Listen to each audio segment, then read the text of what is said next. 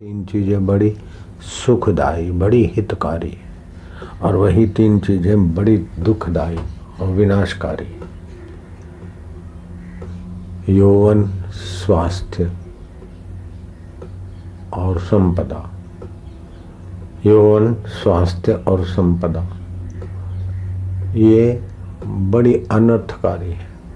अगर इसी से भोग भोगते हैं, कूड़ कपट करते हैं, अधिकार लोलुपता करते हैं और दुनियावी इच्छाएं में अपना आरोग्य को, अपने ऐश्वर्य को, अपने स्वास्थ्य को, अपने यौवन को खत्म करते हैं तो ये अनर्थ पैदा कर देगा। वासना बन जाएगी, भोगी की, कपटी की मति बन जाएगी।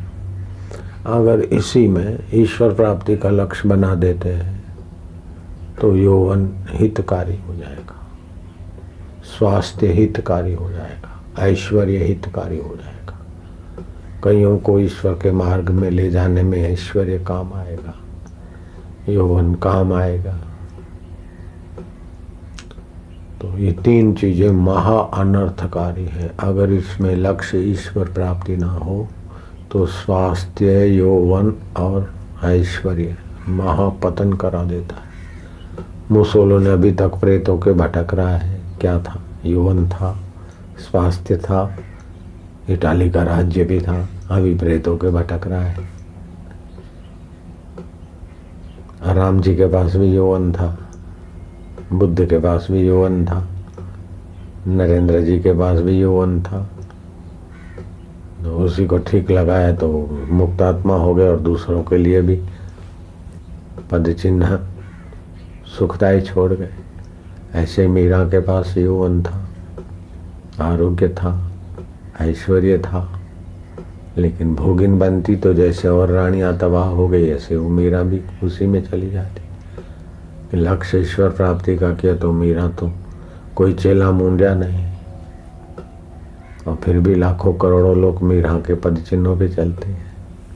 मीरा का नाम मिटता नहीं, उसकी सासू का नाम हम जानते नहीं। तो यही चीजें हैं, अगर इनका सदुपयोग कर दिया जाए तो सत्य को पा लेता है, और इनका दुरुपयोग करता है तो दुर्गति को पाता है। और योनियों में स्वतंत्र कर्म करने की छूट नहीं है, केवल मनुष्य योनि में। जैसे पुण्य का फल स्वर्ग भोगेगा, वो पुण्यात्मा नरक में नहीं जा सकता। पाप का फल नरक भोगेगा, वो स्वर्ग में नहीं जा सकता। लेकिन मनुष्य स्वर्ग में भी जा सकता, नरक में भी जा सकता है, ऐसे कर्म करे। मर गया तो उसके बाद जैसी स्थिति होती है चित्त की, जैसे कर्मों का पुण्य होता है, उसी प्रेरणा से उसकी फिर यात्राएं होने लगती। जैसे कंप्यूटर में प्रोग्राम डाल देते हैं और चलता रहता है, ऐसे ही 84 लाख जीवों के पीछे भगवान थोड़ी माथा खपाते रहते हैं। उसकी ऐसी व्यवस्था जमा दी है। जिस दिमाग से कंप्यूटर निकले, ऐसे करोड़ों करोड़ों दिमाग पैदा करने वाले भगवान की कैसी व्यवस्था हो। कंप्यूटर मनुष्य के दिमाग से निकला है, ऐसे मनुष्य कई पैदा कर करके विलय कर लेता है। अभी तो कुछ भी नहीं है कंप्यूटर का आविष्कार या दूसरा इलेक्ट्रॉनिक आविष्कार, ये तो कुछ भी नहीं है। इससे भी बड़े बड़े आविष्कार हुए थे। आदमी शरीर स्वर्ग जाता, देवताओं को मदद कर सकता था, लोकांतर में जा सकता था, पितरों को बुला के बातचीत कर सकता है। अभी ऐसा कहाँ है? बरसात कर सकता था। तो मनुष्य की जो योग्यता है उसका लाखवां हिस्सा मनुष्य ने विकसित किया है।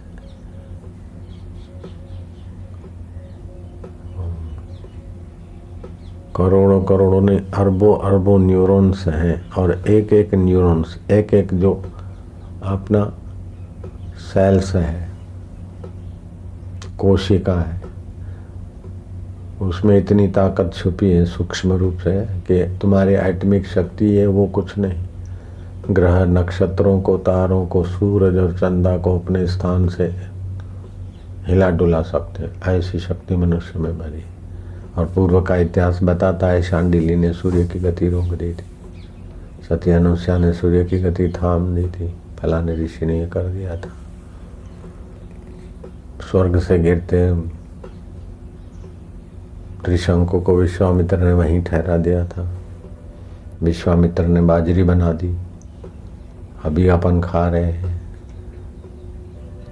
मकई बना दी और भी कई चीजें बनाई, जैसे ब्रह्मा जी की सृष्टि का अपन खाते हैं। चावल, जौ, गेहूँ, ऐसे बाजरी, मक्का, ज्वार ब्रह्मा विश्वामित्र की बनाई हुई। विश्वामित्र भोगी राजा थे, भोग से उपरांत आई और योग में लग गए, इतना सामर्थ्य विकसित हो गया। तो ये मनुष्य रूप में तो सब में छुपा है ना। जैसे मेरे गुरुदेव में इतना सामर्थ्य था, तो मेरे गुरुदेव के साथ खेलने वाले बच्चे भी तो वैसे के वैसे ही थे। लेकिन गुरुदेव नहाने जाते नहर में, फिर नहा के निकलते तो बस नाक पकड़ के बैठ जाते।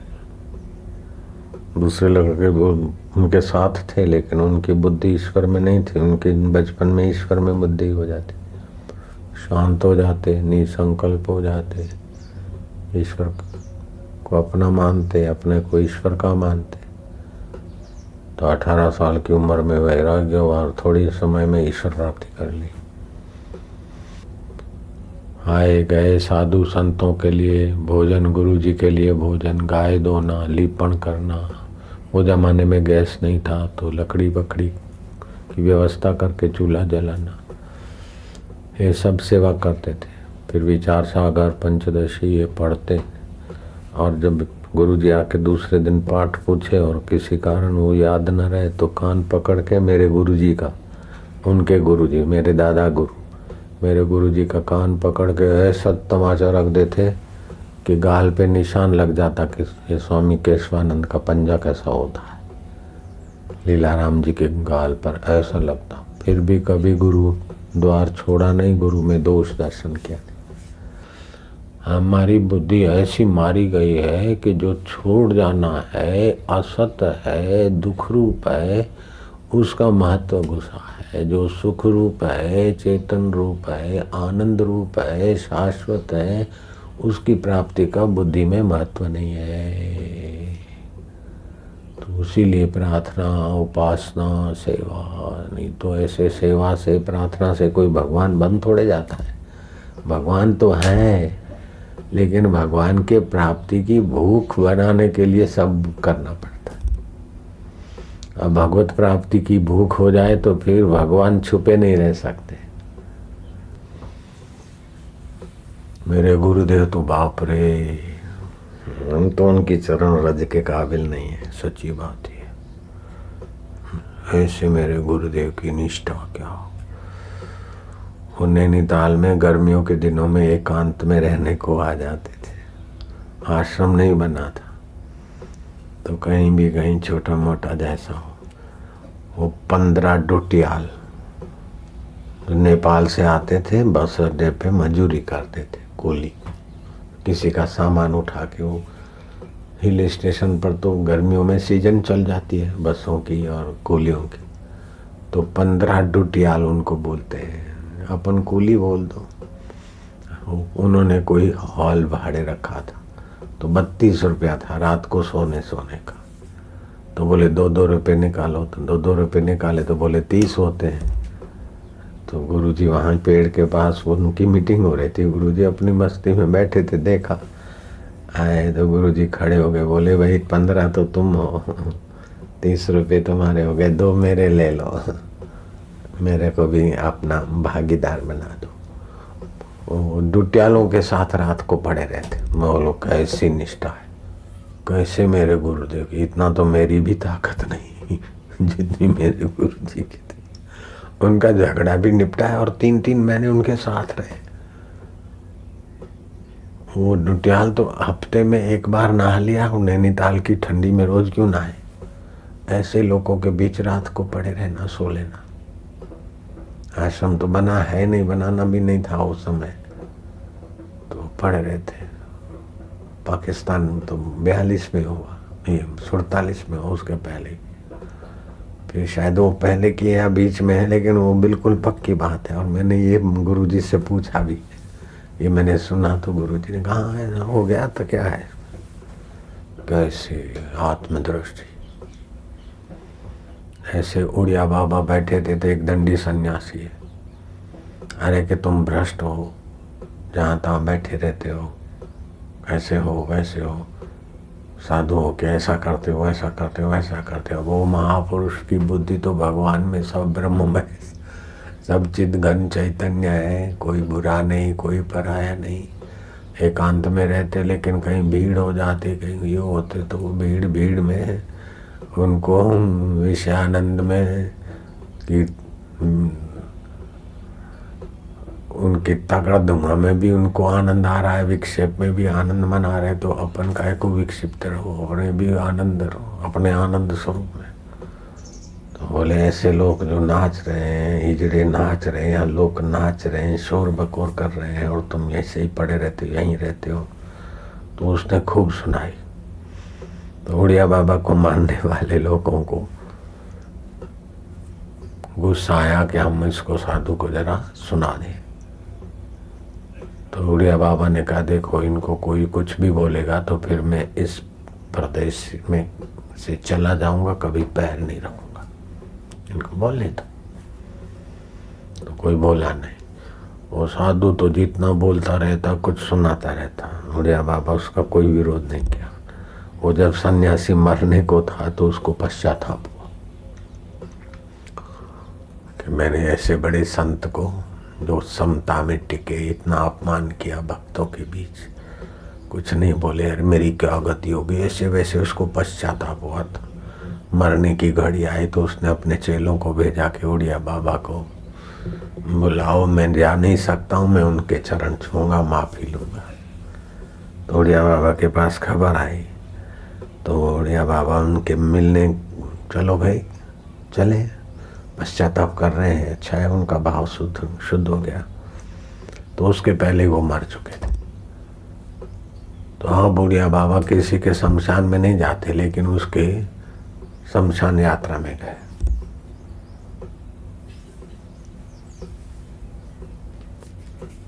तो कैसी समता, शत्रु के प्रति कितना शुभ भाव, लोगों के बीच गाली दे और फिर उसकी शमशान यात्रा में जाए।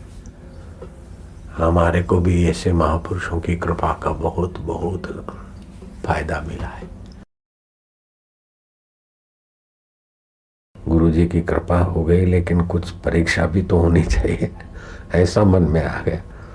तो ये रात को, देर रात को निकल पड़े कहीं। तो नदी किनारे कहीं भट्ठी चल रही थी दारू की। तो दारूड़िए दारू वारू पी रहे थे। उनमें के दो दारूड़ियों ने बुलाया, बाबा इधर आ, गालियां देके। हम उधर गए तो कुछ नहीं, ना हम्मा न तम्मा, वो धारिया लेके मेरे कंधे पे रख दिया। धारिया तो डाले काट देता है, पेड़ पौधों को काट देता है, तो ये गर्दन काटने में धारिया को क्या देर लगे। वो धारिया उठा के मेरे गर्दन पे रख दिया और गाली बुलाया। गाली बोल के बोला खींचूं मैं क्या तेरी मर्जी पूर्ण हो। वो दारूड़िया, मेरी नजर में दारूड़िया नहीं, दारूड़िया का नियामक तो तू ही है, तेरी मर्जी पूर्ण हो। तो उसकी मर्जी क्या पूर्ण हुई, दारिया वहां फेंक दिया और वो दारूड़िया मेरे पैरों में गिरा। मैं क्या तेरी मर्जी है, तू कैसा नियामक है, तू कैसा प्रेरक है, तू कैसा अंतर्यामी है।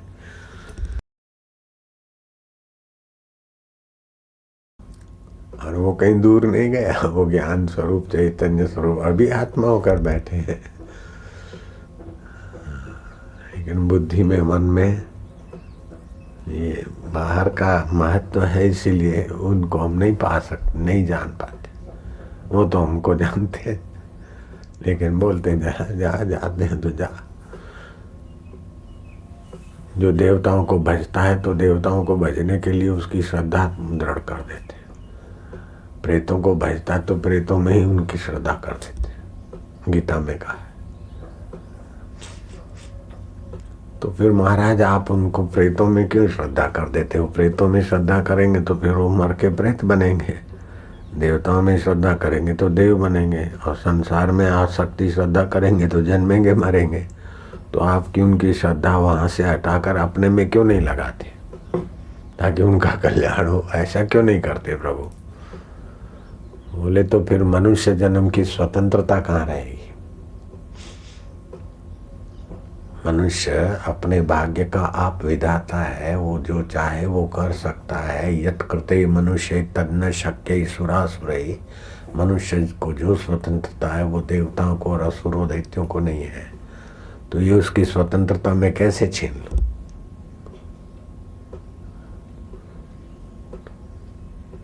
तो 5 वर्ष के बाद प्रकृति का प्रभाव भी मनुष्य से हट जाता है। उसके पहले प्रकृति का थोड़ा प्रभाव होता है, खान पान का, ये वो का। जैसे बालक है, आंख भी नहीं खोली और कुतिया के स्तन को वो पिल्लर टटोल टटोल के अपने मुंह में रख लेता है और फिर सकुर सकुर सकुर दूध पीने लगता है।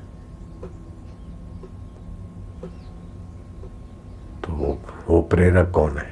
भीतर से भी प्रेरक है, नियामक है, और बाहर से भी प्रेरक नियामक है। अग्नि में हाथ नहीं डालो, अग्नि के द्वारा जलन का एहसास करा देता है, किसी के द्वारा टकोर करा देता है। तो बाहर से भी हमारे हित की प्रेरणा करता है, गुरु के द्वारा, मित्रों के द्वारा, विरोधियों के द्वारा, और अंदर से भी प्रेरक है। लेकिन वासना पुरानी है, इसलिए हम संसार में धमाधम कर रहे हैं, लेकिन वो छोड़ेगा नहीं। वो बड़ा दयालु है, कैसे भी करके घुमा फिरा के अपने स्वरूप में ले आ रहा है। नहीं तो अपन अपनी क्या ताकत है कि इधर बैठे सुबह सुबह उसकी चर्चा करें। अब बुद्धि को बढ़ाने वाला प्रयोग है।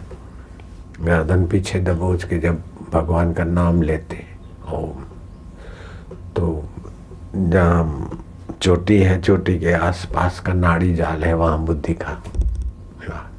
तो बुद्धि में भगवान नाम जाएगा तो अपने आप बुद्धि शुद्ध होगी।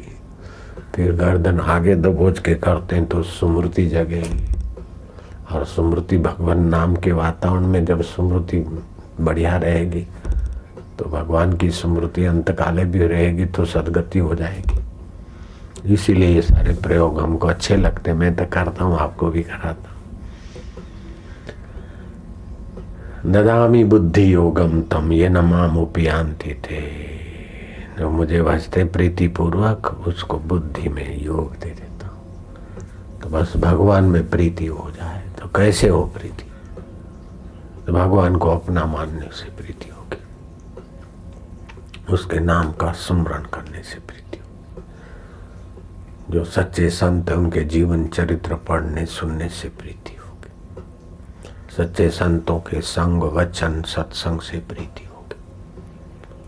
बस भगवान में प्रीति बढ़ जाए, सारे दोषों का अंत, और सारी ऊंचाई से ऊंची, ऊंचे से ऊंची चीज पाने का कुंजी है, निश्चिंतता की कुंजी, पाप नाश की कुंजी।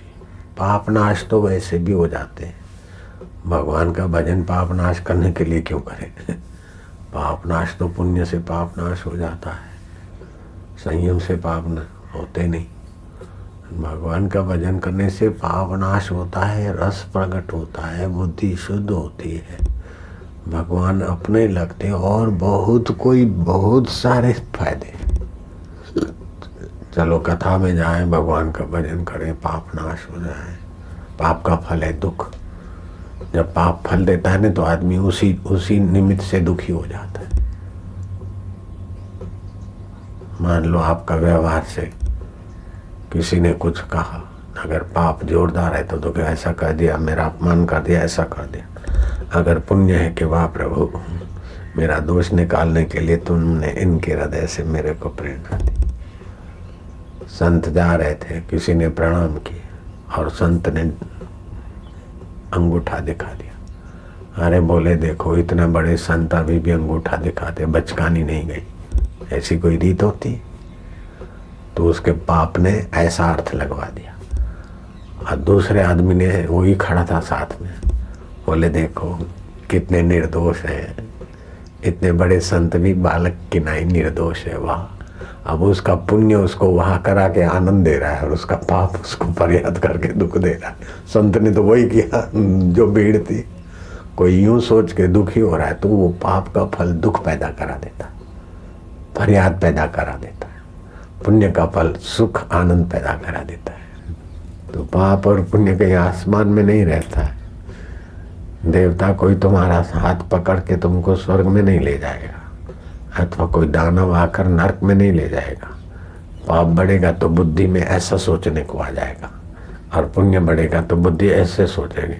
और पुण्य का फल नहीं चाहेगा, भगवान को ही चाहेगा तो बुद्धि में फिर भगवान के तत्व का ज्ञान की प्यास पैदा हो जाएगी। देव जब रूठता है तो बुद्धि हार लेता है, और परमात्मा देव जब रीझता है तो बुद्धि शुद्ध कर देता है। कोई देखे चाहे नहीं देखे अपने कर्मों को, वो तो अपन तो देख ही रहे हैं, अपना चैतन्य तो देख रहा है, तो फिर उसके अनुसार ही मति गति होती। इसलिए कर्म करने में सावधान रहना चाहिए। मेरे सत्संगी पक्के हैं, कोई कितना भी कुछ लिखे, कोई कितना भी कुछ कुप्रचार करे, मेरे सत्संगी कहते कि हमारा अनुभव बढ़िया है कि तेरे 4 पैसे की अखबार बढ़िया है। अथवा तू जो बोलता है तो तू बोलता है तो जा। नानक के लिए भी बोलते थे, कृष्ण के लिए भी बोलते थे, बुद्ध के लिए तो जेतवन में वैशा को कुकर्म करके बुद्ध के बगीचे में डांट के आए, गाड़ के आए, और फिर अफवाह किया कि बुद्ध का जो बुद्ध के लिए वैशा बोलती थी कि मेरा बुद्ध ग्राहक बना है, बुद्ध को अपने पाप का भय लगा, इसलिए उसके साथ कुकर्म करके बुद्ध ने वहीं गड़वा दिया, जाके खुदाई कराओ। तो राज्य के तरफ से जेतवन में खुदाई हुई और उसकी लाश मिली। तो बुद्ध पर तो सबूत इतना,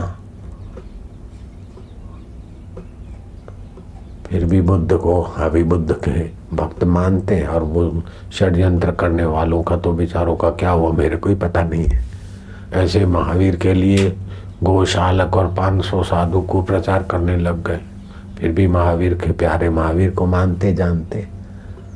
वो गौशालक और उसके 500 को प्रचारक कहाँ चले गए कोई पता नहीं। तो जिसके मन में भगवान का महत्व होता है, फिर उसको कोई निंदो चाहे कोई विरोध करो, उसके चित्त में घबराहट नहीं होती, उसके चित्त में द्वेष नहीं होता। फिर वो सामने वाला द्वेष करता है तो प्रकृति इसको घुमा घुमा के देखा देती। नारायण हरि नारायण। मेरे को तो बड़ा मजा आया, वो धारियां रख दिया, गालियां इतनी बड़ी बड़ी दी, अब दौड़ के नशे में भाई ऐसी ऐसी गाली दी कि हम याद ही नहीं रख पाए। इतनी भयंकर गालियां थी। हम ऐसे शांत खड़े रहे। फिर बोले सारा खेचू, और भी दूसरी गाली नहीं। उसकी ऐसी कृपा में कहते तेरी मर्जी पूर्ण। और दारूडिया ने तो सुना तेरी मर्जी पूर्ण हो, लेकिन मैंने किसको कहा वो उसने खूब सुना। उसने तो जबरदस्त सुना। मैं कह तेरी मर्जी पूर्ण हो, ऐसा कहते ही दारूडिया के अंतरात्मा तो वही था, धड़ाक से उधारिया उधर फेंका और लंबा पड़ गया। माफ कर दो माफ कर दो। मैं क्या प्रभु कुछ नहीं, प्रभु कोई बात नहीं। तो जो मन में था कि कुछ आना चाहिए, जरा मौत सामने आए, फिर लगे कि हम अमर आत्मा है कि मरने वाले शरीर कुछ होना चाहिए, मेरा ही संकल्प था। वैसे आ गया मेरे को। ऐसे ही हिमालय में गए कि अदृश्य योगी मिले, ऐसा संकल्प लेके गए थे। तो फिर गंगोत्री से आगे पैदल पैदल गए, चीड़वासा आता है। उस समय बसें नहीं थी, पैदल जाना पड़ता था। गंगोत्री भी पैदल गए थे आज से 35 साल पहले। तो चीड़वासा में रात को रुके, सन्नाटा, बर्फ और ग्लेशियर और पत्थर। तो जवानी थी, 30 साल का शरीर, और इससे भी ज्यादा उछल कूद वाला था। तो सुबह सुबह जब चले, जहां से गंगा निकलती ही गौमुख, इतनी सी थोड़ी सी निकलती मूल गंगा, फिर तो झरने पड़ पड़ के विशाल हो जाती। तो वहाँ जा रहे थे तो पीछे से एक साधु ने कहा, स्वामी जी इतना जल्दी क्या है? तो मुड़ के देखा कि एक बुढ़ा साधु, बातचीत हुई। फिर मैं बोला ये साथ साथ चलेगा तो टाइम ज़्यादा लेगा। जवानी थी, 25 गधा 25 बोलते हैं। मैं तो जंप मार के 2-4 जंप मारे। सोचा कि ये साधु ऐसे सन्नाटे में कहाँ से आए? रात को तो जहाँ हम ठहरे थे वहाँ था नहीं, ये कहाँ से आ गए? देखा तो साधु अदृश्य। फिर तो खूब खोजा, मैदान ही था, पत्थर पत्थर नहीं दिखे। वे सोचा कि अदृश्य साधु में से ऐसे और भी क्या क्या। फिर तो एक बार मौत के साथ भी आलिंगन हो गया। गए जहाँ से गंगा निकलती है, गौमुख, बड़े ग्लेशियर में से इतना सा पानी, एकदम बर्फ बर्फ, पहाड़ पहाड़ पहाड़, बर्फ के। चलो गोता मारो यहाँ। गोता मारा। फिर बोला माँ बेचारी इधर कहाँ आएगी, माँ के लिए मार दिया गोता। फिर आया फलाना सेवा करता है, उसके लिए गोता मार दिया। वो करता है तो वो भी तो करता है। तो जो जिसकी याद आई उसके लिए गोते मारते गए। जवानी थी, गोते मारते मारते महाराज वो बर्फ में शरीर जम गया, खून जम गया। कुल्फी नहीं जम जाती, फ्रिज में कैसा पानी जम जाता है, ऐसे ही खून जम गया। कुल्फी हो गए थे वहां, गोते मारते मारते। देखा ये क्या हो गया। तो प्रेरक कैसा है? बाहें नथुना बंद किया और दाएं से श्वास लेके बाहर निकले तो पता चल गया कि कितनी भी सर्दी लग जाए, दाएं नाक से श्वास ले, बाएं से छोड़े, सर्दी गायब। अभी सर्दी लग गई थी तो मैंने कोई दवा नहीं ली। बाएं से श्वास लिया 5-7, ज़्यादा लेंगे तो गर्मी चढ़ जाएगी। दाएं से लो, बाहें छोड़ो, 5-7 श्वास अच्छी तरह से लो, रोको और छोड़ो तो सर्दी गायब। और गर्मी लग गई है तो बाहें से लो शीतल और दाएं छोड़ो तो गर्मी का प्रभाव चले। और वायु प्रकोप हो गया है तो फिर वायु की मुद्रा करके श्वास बाहर निकालो और रम रम रम रम रम मन में जप करो। हाँ, अग्नि तत्व बढ़ेगा, वायु भागेगा। तो ये सब ऐसी ऐसी युक्तियां कभी शास्त्रों से मिल जाती है, कभी वो प्रेरक दे देता है तो आपको लगता है कि अरे बापूजी को, अरे बापूजी, अरे बापूजी क्या भाई, हम ना हंसकर सीखे हैं ना रोकर सीखे हैं। जो कुछ भी थोड़ा सीखे गुरु जी के होके सीखे हैं बस। एकाग्रता का धन दुनियावी धन से कई गुना ज्यादा है। एकाग्रता का धन जिसके पास है उसके आगे राजा महाराजे, देव, यक्ष, गंधर्व, किन्नर, यहाँ तक कि ब्रह्मा जी भी प्रकट हो जाते। एकाग्रता बड़ा धन है और सभी लोग एकाग्रता का धन कमा सकते। एक ही जगह पर मन को लगाना, एकाग्र होना। देश बंधस्य चित्तस्य धारणा, एक देश में चित्त को लगाना उसको बोलते धारणा।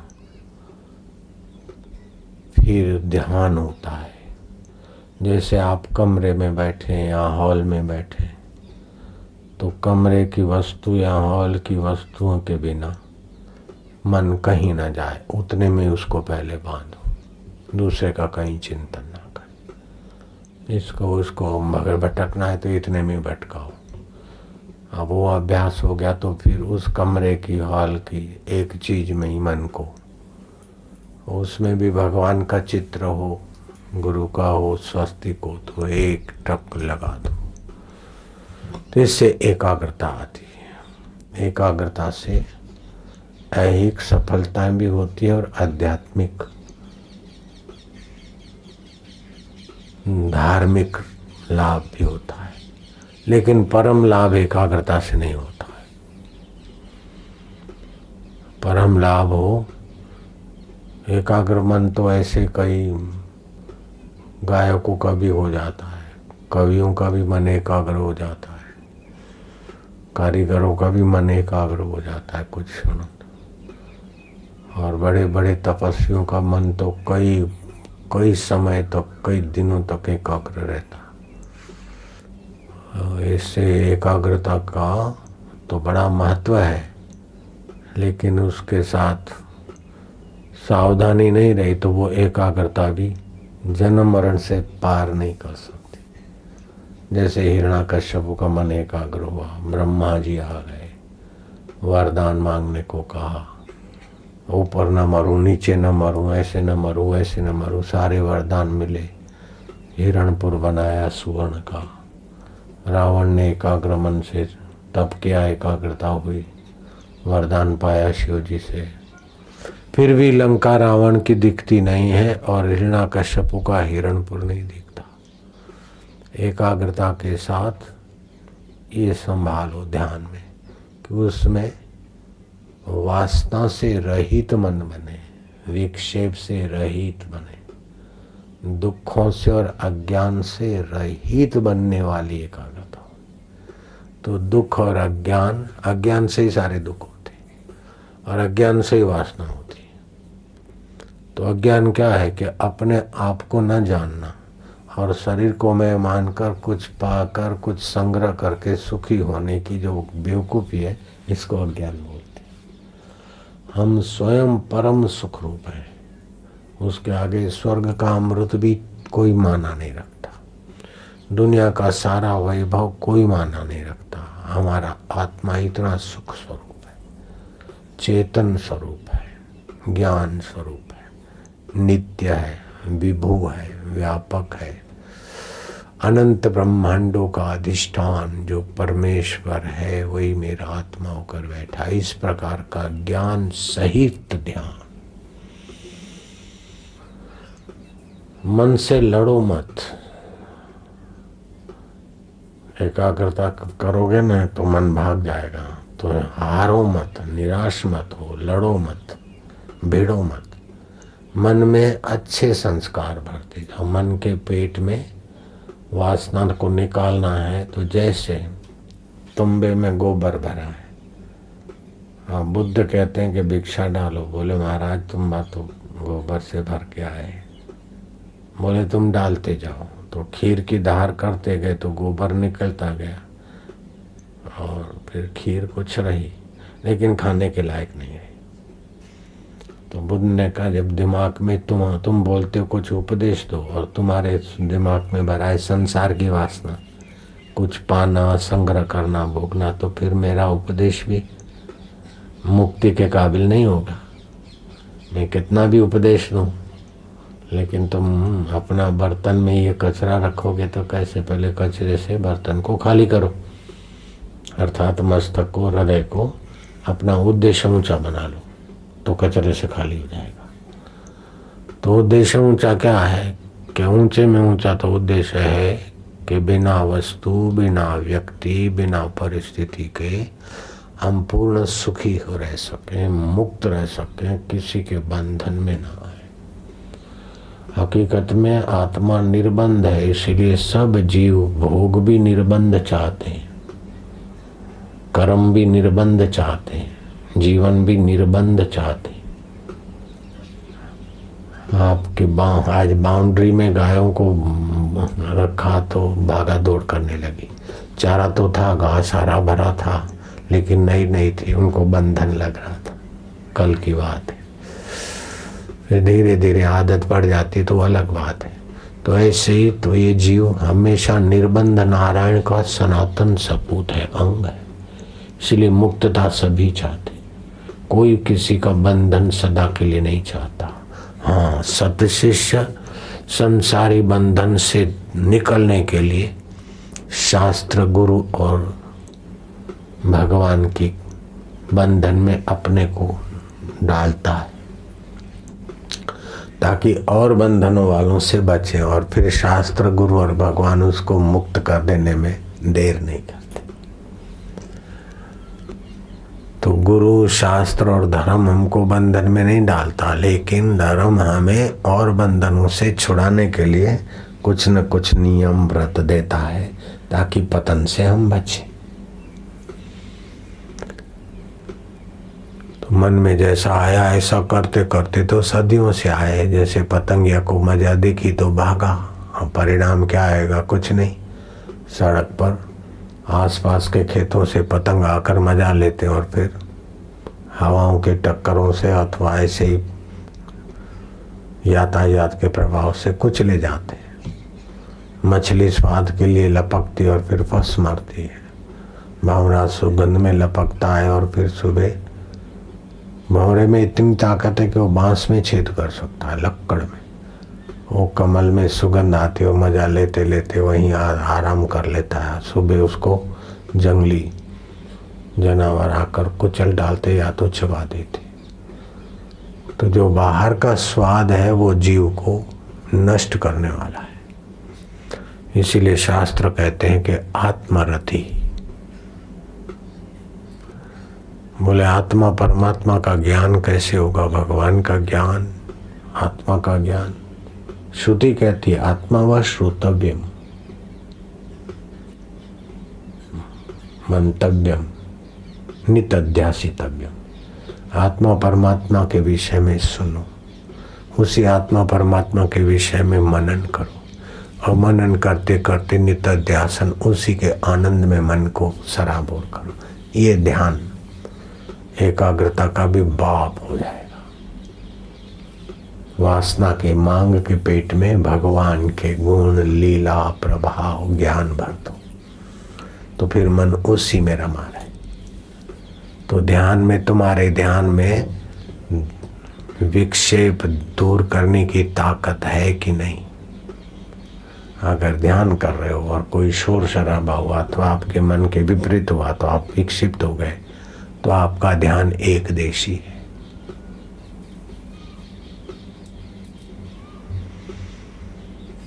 तुम्हारे ध्यान में, ध्यान तो बहुत ऊंची चीज है, लेकिन ध्यान में भगवत ज्ञान, विक्षेप निवृत्ति और परमानंद की प्राप्ति का लक्ष्य भर दो। परिस्थितियां विपरीत हो तो हो, लेकिन उसको महत्व देकर विक्षिप्त मत हो। बाबा तुम दुखी होते हो? बोले आता है। बाबा तुम सुखी होते हो? मजा आता है। मजा होता है तुमको? बाबा सुखी होते हो? बोले आता है। बाबा हम नहीं समझे। बोले सुख भी आता है, हम ज्यादा इसमें बहते नहीं। दुख भी आता है, हम बहते नहीं। हम अपने में रहते हैं, आते जाते। देख लो, इनके ध्यान में ज्ञान है, इनके ध्यान में साक्षी स्वरूप परमात्मा है, इनके ध्यान में वेदांत का विचार है, गुरु की कृपा है। किसी के दिमाग में लोभ घुस जाता है कि हम तो धंधा करूंगा, पैसा कमाऊंगा, तो ध्यान में पैसा और धंधा घुस गया। ऐसे बुद्धिमान के ध्यान में भगवान घुस जाए बस। धंधे वाले, पैसे वाले तो बेचारे कहाँ पहुंचेंगे तो भगवान जाने, लेकिन ध्यान, भगवत ज्ञान और भगवत ध्यान वाला भगवान को पालेगा। पर पैसा, धंधा और सफलता तो उसकी चेरी बन जाएगी। मूर्ख लोग क्या करते हैं कि हम तो धंधो करिस, मारे तो आ करूँ छे, तो पहले जगत को पाएंगे फिर भगवान को पाएंगे। उनको जगत में भी पूरी सफलता सदा नहीं मिलेगी और भगवान भी नहीं मिलेगा। ठन ठन पाल। जगत की पूरी सफलता बताओ आज तक किसको मिली है? कोई एक नाम बताओ कि जगत में पूर्ण रूप से सुखी हो गया हो, सफल हो गया हो। थकेगा, उबेगा, फंसेगा, इनकम टैक्स में, इसमें उसमें फंसेगा, चिंता में फंसेगा, लेकिन पूरा सफलता जगत में किसी को नहीं मिली। अहंकार से मान ले कि मैं इसमें सफल हुआ, इसमें सफल हुआ, लेकिन पूरी सफलता वाला निश्चिंत हो जाएगा तो उसके जीवन में चिंता रहेगी। कोई बाहर की उपलब्धियों से निश्चिंत हो जाए, सवाल ही पैदा नहीं होता। और निश्चिंत हुए बिना आध्यात्मिक सच्चा सामर्थ्य नहीं आता।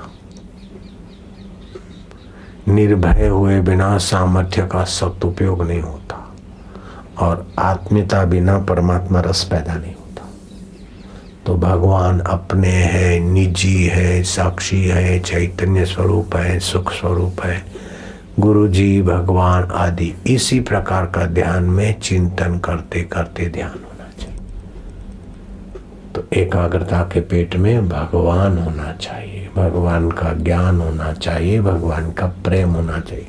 यूं करके बैठ गए, एक टक भी लगाया नजर, एकाग्रता भी हो गई। आज से 35 साल लगभग पहले हम डीसा में थे, वहाँ से वाराही गए थे। तो वहाँ जो भी था, वाड़ी जो भी बाउंड्री में जो मैदान था पूरा भर गया था। हम बड़े खुश होते थे कि इतनी सारी पब्लिक। अभी तुम बैठे हो उतनी नहीं थी, अभी जितनी है उतनी तो नहीं थी, लेकिन वो पहले सत्संग किया तो 1, 2, 4 हजार आदमी भी हमको तो बहुत लगे, और इतने लोग आए तो पूरा वो डेला वेला भर गया, बाहर भी लोग। जब सत्संग पूरा हुआ तो मेरे निवास पर एक बुजुर्ग साधु सन्यासी मेरे पास आया, खूब रोया। बोले महाराज जी के स्वामी जी जो बोला, मैं बहुत, मेरे को लोग भगवान मानते थे, लोग पूजते थे, मेरे नाम का क्या क्या करते थे, पूजा होती थी। अब वही गांव के लोग, इलाके के लोग मेरे सामने नहीं देखते, मेरा विरोध हो गया, मैं तो बहुत दुखी हो गया। तो मैंने उसके दुख का कारण जरा सा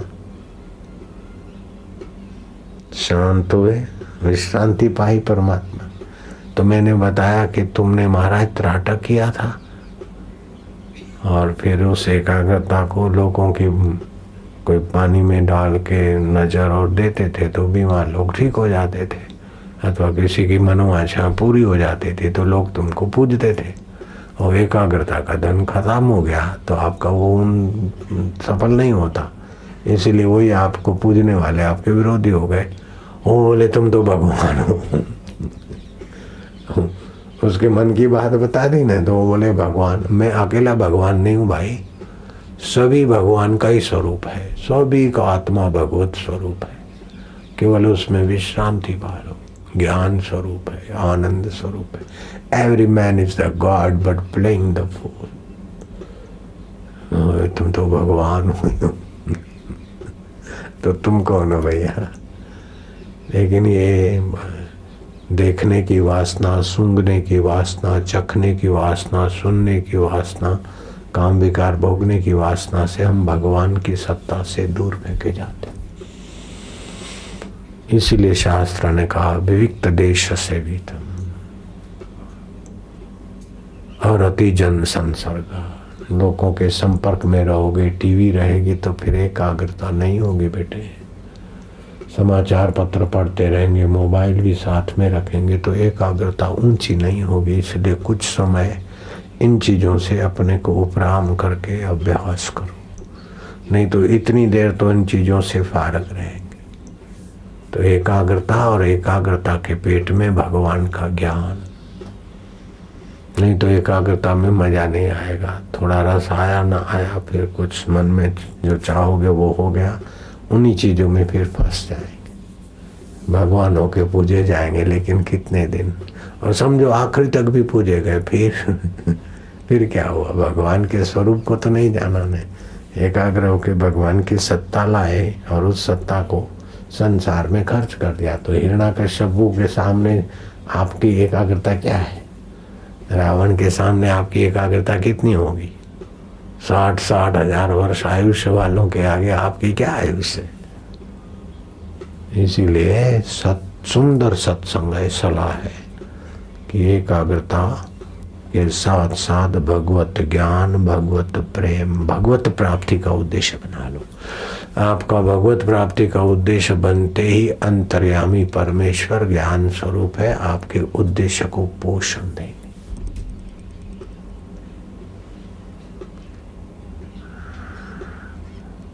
आपकी 5 ज्ञान इंद्रियां हैं, उसके 5 अधिष्ठाता देव हैं।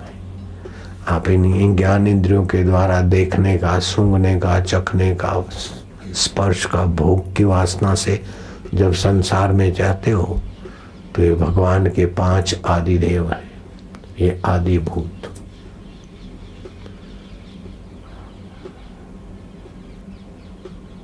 अध्यात्म, आदिदेव, आदिभूत, इन तीनों के मेल से दिखता है। नेत्र हो, नेत्र का आदिदेव की सत्ता हो और आपका अध्यात्म तक। तो जब आप इन भगवान के उपजाए हुए देवों में और भूतों में ही रम रहे हो तो भगवान आपको स्वतंत्रता देते।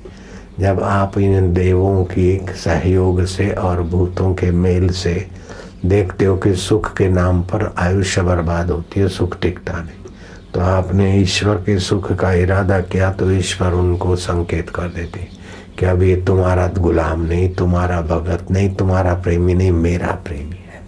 इसलिए हे रूप के देवता, इसको बाहर के रूप में आकर्षित मत करो। हे रस के देवता, जिह्वा के, अब इसको बाहर के स्वाद में लोलुप मत बनाओ। हे स्पर्श के देवता, अब इसको काम विकार में अब नहीं गिराओ, अब ये राम रस में आएगा। आपकी इच्छा होते ही ये शब्द, स्पर्श, रूप, रस और गंध, पांचों विकारों का प्रभाव कम होने लगेगा। केवल ईमानदारी से ईश्वर को आर्त भाव से प्रार्थना करो कि हमें तुम्हारा ज्ञान, तुम्हारी प्रीति, तुम्हारी भक्ति मिले, विकारों से बचा दो। कोई बड़ी संस्था है, बड़ी कंपनी है, तो लेबर बेचारे असिस्टेंट मुकदमों के अधीन होते हैं। लेकिन उसी मजदूरों में से कोई सेठ से प्रीति करता हो मजदूर, तो फिर वो सेठ समझे कि ये तो बड़ा वफादार है और मेरे को बहुत चाहता है, तो सेठ जर्नल मेरे तेरे को कह देगा कि अब ये तुम्हारे अंडर में नहीं रहेगा, ये मेरा आदमी है, ये मुझे चाहता है और मेरा आदमी है। तो बताओ ये 10-20 हजार मजदूरों में वो मजदूर सबसे विशेष हो गया, उसको सब अनुकूल हो जाएंगे क्योंकि सेठ का आदमी हो गया खास। अरे भाई 10-20 हजार मजदूरों का जो स्वामी है उसका आदमी होने से उधर तुम्हारा वट है जो सारे ब्रह्मांड का स्वामी। तुम जब उसके बन जाते हो तो महाराज मनुष्य, यक्ष, गंधर्व, किन्नर, देव सब आपके लिए अनुरूप हो जाते हैं। ज्ञात्वा देवम मुच्यते सर्वपाशेभ्य, उस परमात्मा देव को जान लिया तो सभी बंधनों से मुक्त हो गए। परमात्मा देव को जानने की, पाने की तीव्र इच्छा करने मात्र से बड़ी मदद मिलती है। जे कर मिले त राम मिले, ॿियो सभु मिलियो त छा थियो, दुनिया में दिल जो मतलब पूरो थियो त छा थियो। अगर मिले तो परमात्मा मिले, पाए तो परमात्मा सुख पाए, पाए तो परमात्मा ज्ञान पाए, पाए तो परमात्मा नंद पाए। ये विषयानंद नाक का आनंद कब तक है, कब तक आया, उपयोग कर लिया, लेकिन इसकी गुलामी नहीं। ये मिले, ये वासना नहीं। हाँ, सुगंधित फूल है, सुगंधिम पुष्टिवर्धनम, ज्ञान तंतुओं को पुष्टि मिले, चलो ठीक है, उपयोग हो गया। पूजा में रखे, चलो ठाकुर जी को अर्पण करके प्रसाद बनाओ, भोग मत बनाओ। ऐसे प्रसाद भोजन भी खाओ तो स्वाद के लिए नहीं, स्वास्थ्य के लिए खाओ।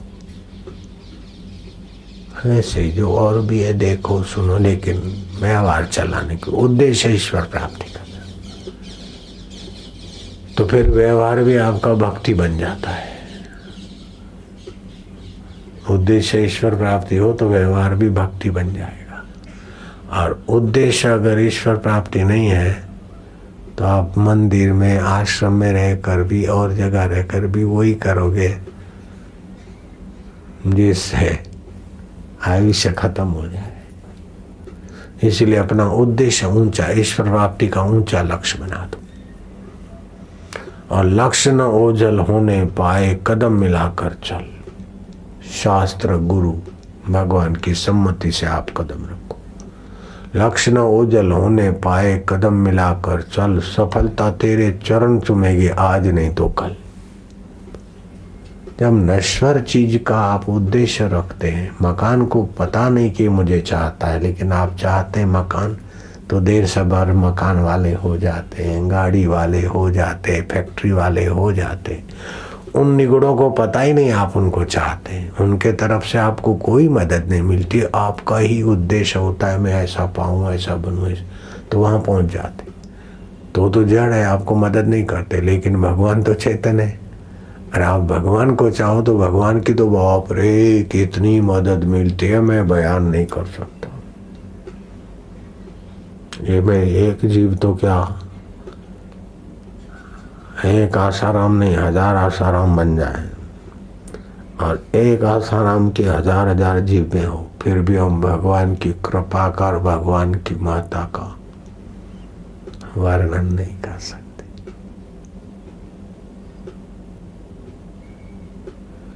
भगवान भगवान, कई सृष्टियां पैदा हुई। भगवान का एक नाम है केशव। आप लोग गाते ना आरती में, अच्युतम केशवम। अच्युत माना जो अपनी महिमा से कभी च्युत न हो। ब्रह्मा जी का ब्रह्मलोक च्युत हो जाता और ब्रह्मा जी अपने शरीर से विदाई ले लेते। इंद्र तो ब्रह्मा जी के एक दिन में 14 बदलते, और ऐसे ब्रह्मा जी इंद्र देवता 14 बदलते ब्रह्मा जी के एक दिन में, और ऐसे ब्रह्मा जी 100 साल जीते। और वो ब्रह्मा जी एक एक ब्रह्मांड के एक एक ब्रह्मा जी है, एक एक विष्णु जी है, एक एक शिव जी है।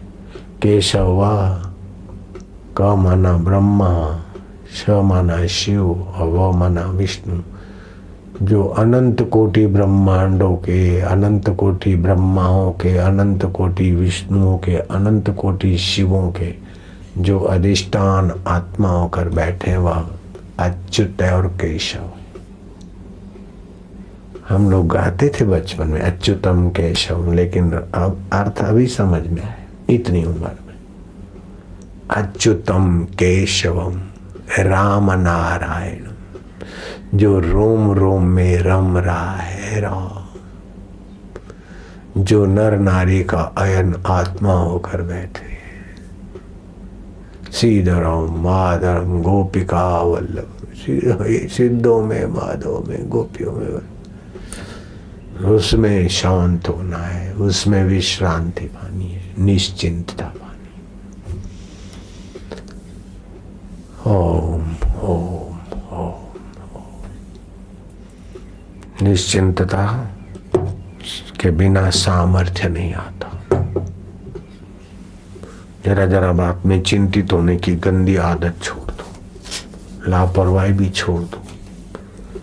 जो कर सकते वो कर डालो, जो नहीं कर सकते उससे मन को उपराम कर दो। रेलवे स्टेशन पर गए, बोले दिल्ली मेल कितने, बोले इतने बजे जाएगा। बोले राजधानी कितने बजे जाती है, बोले 5:40 को। आश्रम एक्सप्रेस, बोले इतने बजे। बोले आगरा लोकल, बोले 11 बजे रात को। जयंती जनता, बोले सुबह 5:30 बजे।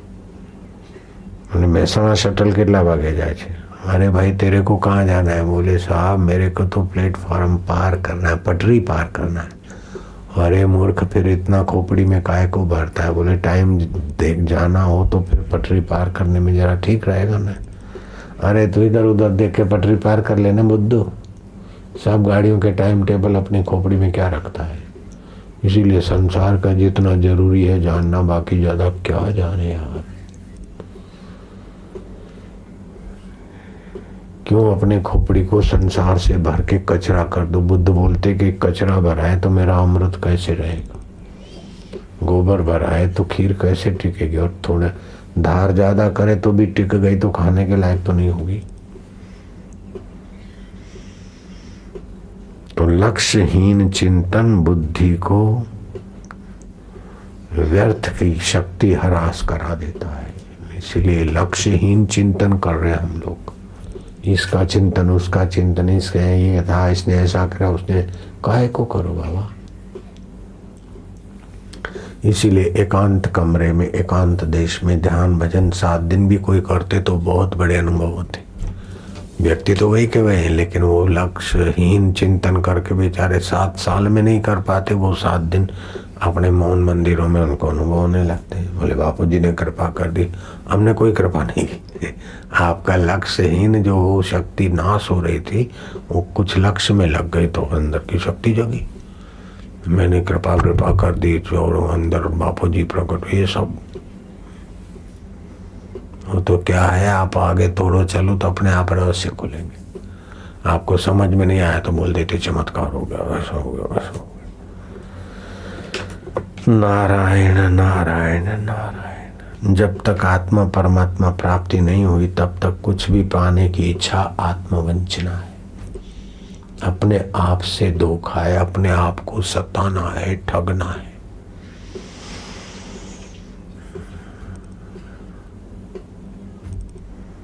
मनुष्य वह है जो मन से संबंध जोड़ दे। आप मकान से, दुकान से, जूतों से, टीवी से संबंध जोड़ देते। मेरे टीवी है, मेरा जूता है, मेरा मकान है।